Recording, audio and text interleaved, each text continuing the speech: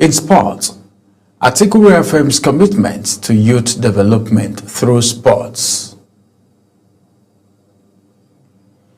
Hello and welcome to all our viewers in Nigeria and around the world to News Prime Global Television, coming to you live from the nation's capital, Abuja. I am Ramsey Enoch Agbo. A quick reminder that Global Television is on DSTV channel 365 and Star Times channel 276. Now let's take you to the news in full. Professor Joash Amopitan has pledged to conduct a comprehensive audit of the Independent National Electoral Commission, that is INEC, focusing particularly on the logistics used during the 2023 general elections. Amopitan made the commitment during his screening before the Senate Committee of the Whole, following President Bola Tinubu's request for the nominee to be confirmed by the Red Chamber. He said the review would help identify Commission's operational challenges and provide practical solutions in collaboration with relevant stakeholders. Global TV will bring you the details later. The Senate has suspended further consideration of a bill seeking to repeal the Electoral Act 2022 and enact a new Electoral Act 2025 following concern that lawmakers needed more time for wide consultations and a deeper understanding of its provisions. The decision came after the Senate leader Opeyemi Bamidele moved to motion to stand down deliberations, which was seconded by Minority Leader Senator Abba Moro. Bamidele said it is not appropriate time for the upper chamber to proceed into an executive session on such far-reaching bill. It was a solemn atmosphere at the National Assembly as the House of Representatives held a valedictory section in honor of the late former Speaker, Agunwa Anekwe, whose body laid in state at the foyer of the complex. Agunwa Anekwe, who presided over the House between 1992 and 1993, was remembered as a principal leader and a strong advocate of democratic values, whose legacy helped shape the institution. National Assembly correspondent Anita Patrick reports. The Director of Defense Media Operations, Major General Marcus Kenge, says the ongoing nationwide operations are yielding remarkable results, neutralizing terrorists, dismantling criminal networks, and reclaiming communities from the grip of insecurity. It reveals that in the northeast, troops of Operation Adenkai maintained heavy pressure on Boko Haram and ISWAP fighters across Borno, Adamawa, and Yobe states. Against stakeholders held in Nigeria's aviation sector have expressed strong support for the proposed law establishing the African Aviation and Aerospace University in Abuja. Stakeholders in Nigeria's aviation industry are backing the proposed legislation to establish the African Aviation and Aerospace University in Abuja. They saw the move is vital for tackling the growing manpower shortage, threatening the future of the sector. Again, over to Anita Patrick for details. We'll bring you that report in our subsequent bulletin. Nigerian Army forces say they are tightening their grip on terrorists and criminal elements across the country, with fresh victories recorded in multiple theaters of operation. The Director of Defense Media Operations, Major General Marcus Kenge, disclosed this while briefing journalists on the current security situation. Defense correspondent Kikelomo Okere has details. The Director of Defense Media Operations, Major General Marcus Kenge, says the ongoing nationwide operations are yielding remarkable results, neutralizing terrorists, dismantling criminal networks, and reclaiming communities from the grip of insecurity. It reveals that in the northeast, troops of Operation Adenkai maintained heavy pressure on Boko Haram and ISWAP fighters across Borno, Adamawa, and Yobe states. Our troops eliminated several terrorists and arrested their informants and logistics suppliers. They also recovered some weapons and dismantled terrorist networks. Their efforts paved ways for the safe return of displaced persons and unimpeded farming activities. In the South-South region, troops of Operation Delta Safe intercepted nearly 100,000 liters of stolen crude oil and destroyed illegal refining sites in Delta and Rivers states, arresting 13 suspects in the process. The director further reveals that in the southeast, the military nabbed its suspected commanders of the proscribed IPOB group, along with a female logistics supplier. Weapons and a vehicle were seized while 3 children found with the suspects were rescued. Troops killed some criminals in action, arrested 12 suspected others, while 17 kidnapped victims were rescued. Some arms, ammunition, vehicles, and livestock were also recovered. The Military High Command commended the courage and resilience of the Nigerian Armed Forces, assuring citizens that the military remains unwavering in its mission to protect the nations and restore lasting peace. Kike Lomo Okeri, Global Television News. The director of the In a show of solidarity and compassion, members of the Nigerian Defense Academy 42nd regular course have reached out to widows of their fallen colleagues, giving hope and support to families who have home the cares of national service. Ubong Usoro reports. Marking 35 years of service, unity and brotherhood, members of the 42nd regular course of the Nigerian Defense Academy chose to celebrate their anniversary with an act of kindness, empowering widows of officers who paid the supreme price in defense of the nation. President of the 42nd regular course Jewels, Lucy Okere, says the gesture reflects the enduring spirit of camaraderie that defines the Nigerian Armed Forces, one that extends beyond service to care for families of the fallen. We want to thank you for standing strong, even though your husbands are fallen, but we know you are still keeping the home front strong. I want you to know more than anything else that we are still one family. It's a big family. And from time to time, we pray that God will give us the opportunity to relate with you and have this kind of time. Delivering the keynote address, Dr. Newell Megida urged the women to embrace self-development and financial independence while remaining strong in the face of life challenges. Life has its ways of directing us. Our paths are different, and God has chosen some of us to be warriors, because I call us warriors. Speaking on behalf of the beneficiaries, Awudi Esther described empowerment as a timely reminder that their sacrifices and those of their late husbands are not forgotten. Try as much as you can to live a exemplary life, because even the children are looking up to you and they are watching you. Every step, every move, they are watching. The outreach is one of the several events marking the 35th anniversary of the NDA 42nd regular course, a milestone that underscores their shared commitments to brotherhood, service, and compassion for those left behind. Ubong Usoro for Global Television.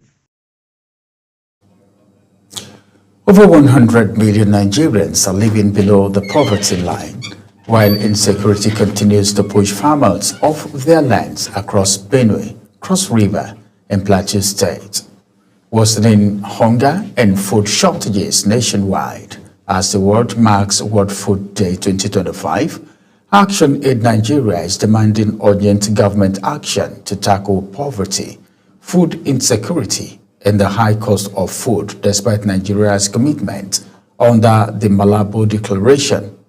Anieta Patrick has the details.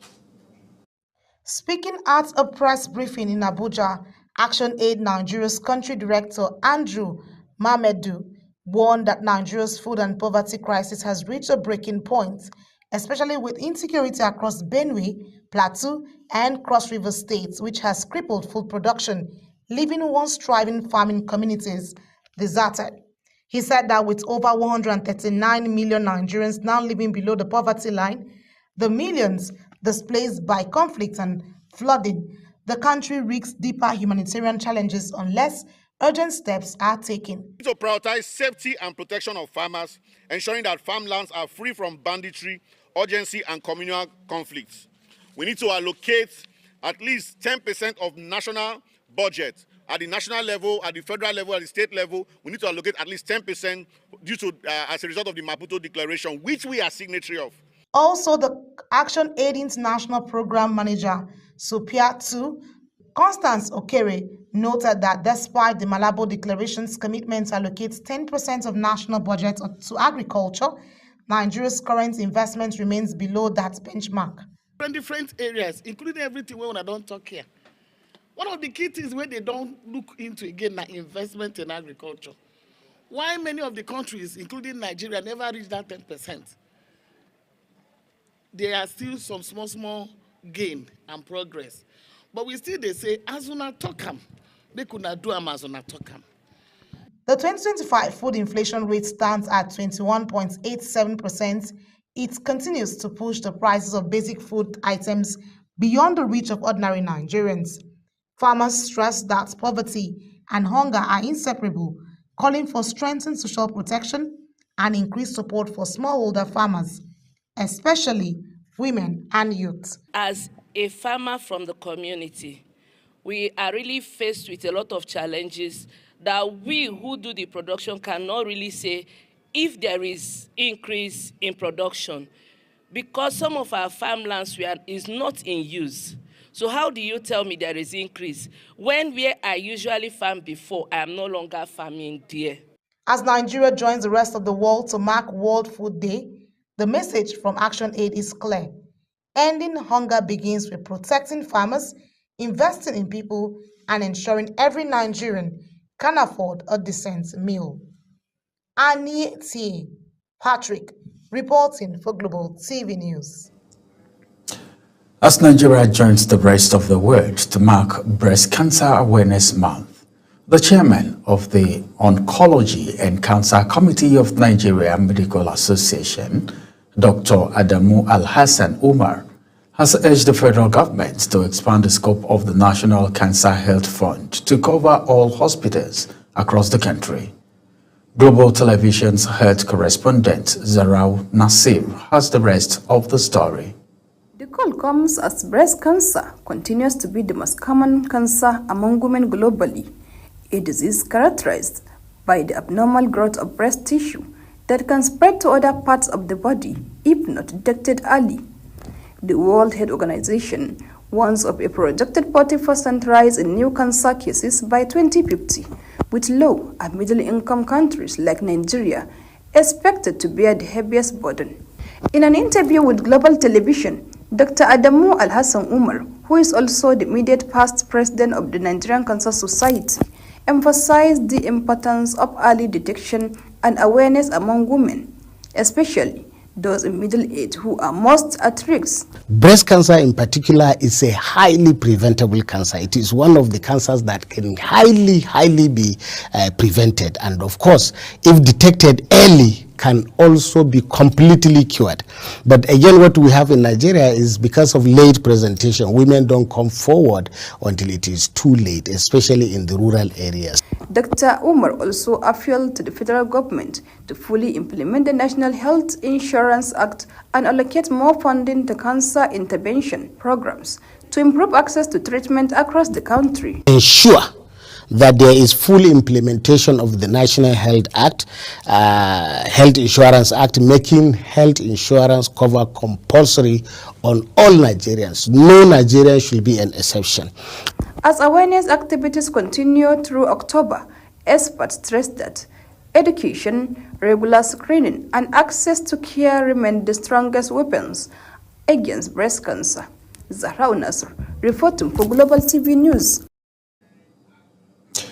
You're watching the live broadcast of News Prime. When News Prime returns, President Trump justifies U.S. strike on alleged Venezuelan drug boats.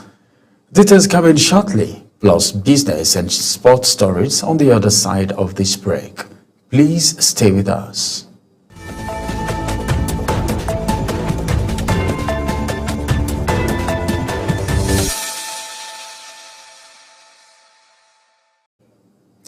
Welcome back from that break. Now let's take you to the world of business, where the House of Representatives has resolved to launch a comprehensive investigation into alleged violations of local content, tax, and community development laws by oil and gas companies operating in Imo State.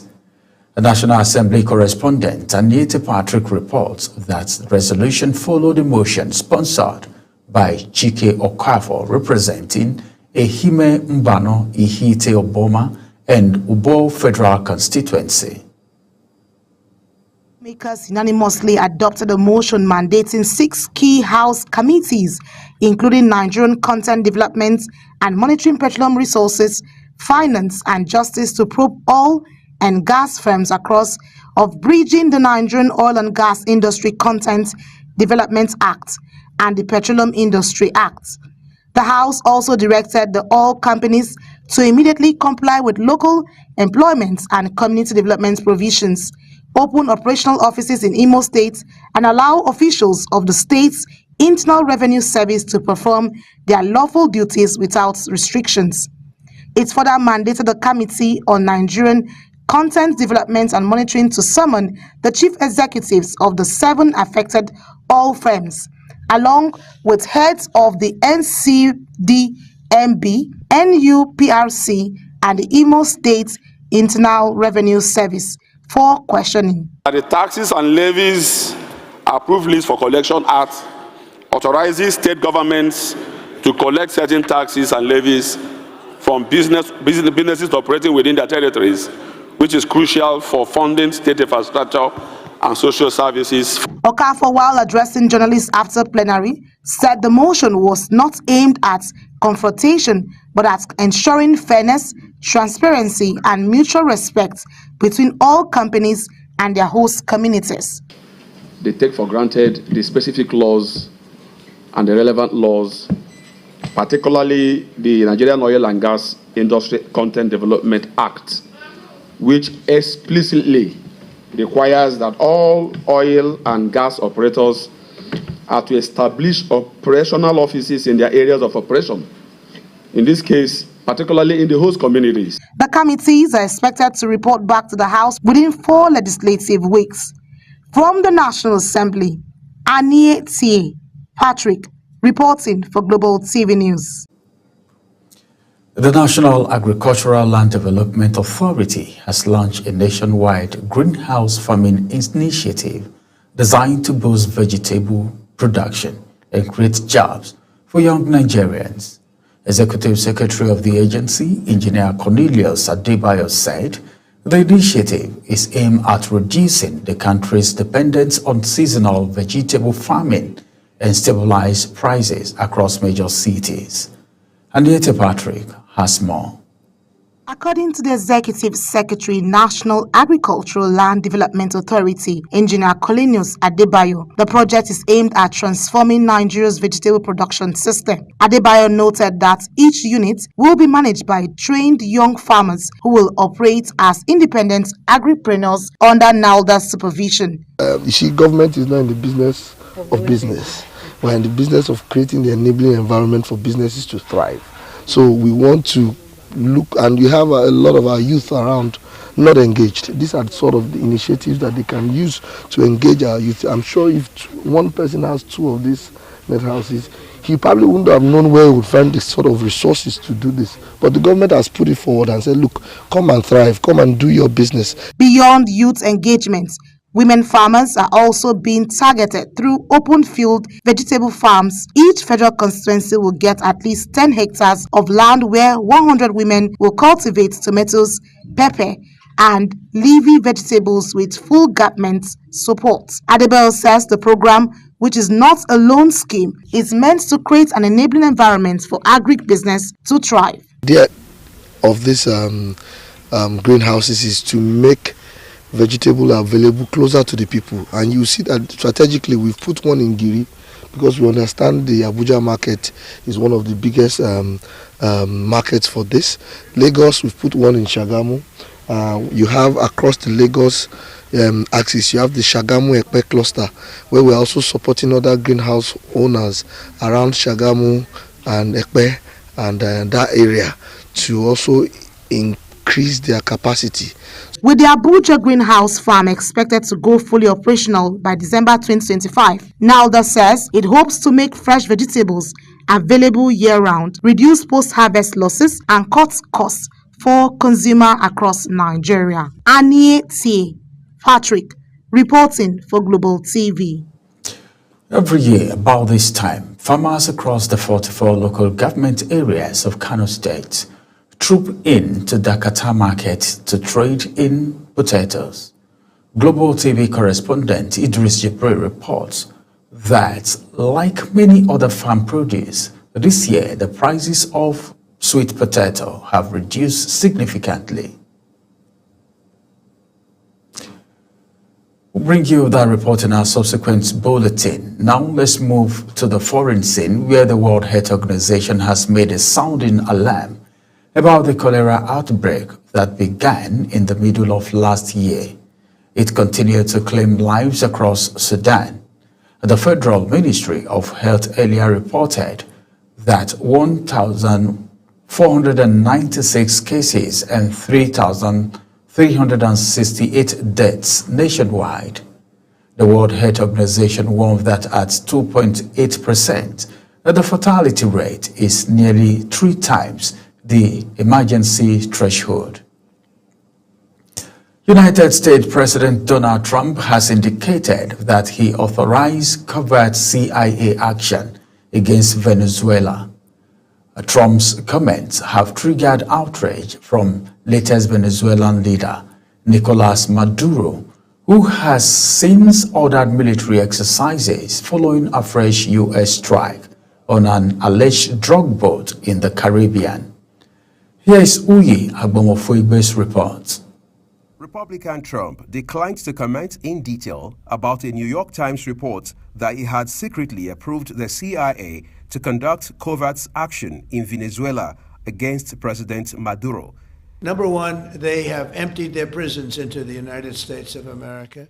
They came in through the, they came in through the border. They came in because we had an open border policy. And as soon as I heard that, I said, a lot of these countries, they're not the only country, but they're the worst abuser. And they've entered they've allowed thousands and thousands of prisoners, mental institution, people from mental institutions, insane asylums, emptied out into the United States. We're bringing them back, but that's a really bad, and they did it at a level that probably not, many countries have done it, but not like Venezuela. Trump also said he was weighing up whether to expand U.S. military actions against alleged Venezuelan drug cartels to the land after a series of deadly naval strikes on boats. And the other thing are drugs. We have a lot of drugs coming in from Venezuela. And a lot of the Venezuelan drugs come in through the sea, so you get to see that. But we're going to stop them by land also. At least 27 people have been killed in recent U.S. attacks on boats in the Caribbean. Uyi Agbomofuigbe, reporting for Global TV News. Republican. Now let's take you to the world of sports. Former Vice President and presidential candidate of the People's Democratic Party in the 2023 presidential election, Atiku Abubakar, has reaffirmed his unwavering commitment to youth empowerment through sport. He made this known while officials of the Nigerian University Games Association paid him a courtesy visit ahead of the 27th edition of the Games. More reports and details will be coming to you concerning that news in our subsequent bulletin. Now to the next story, where Argentina has booked a spot in the 2025 FIFA Under-20 World Cup final after edging Colombia 1-0 through a Matteo Salvetti strike in Santiago. The and Bislets will now face Morocco on October 20 as the North Africans became the first team from their region to reach the final after defeating France on penalties. The result gives Argentina an 8th final appearance, while Morocco aims to become the only third African nation to win the Youth Championship. And that's it on Global TV News Prime, and here is a recap of our top stories on Global TV News Prime before we go.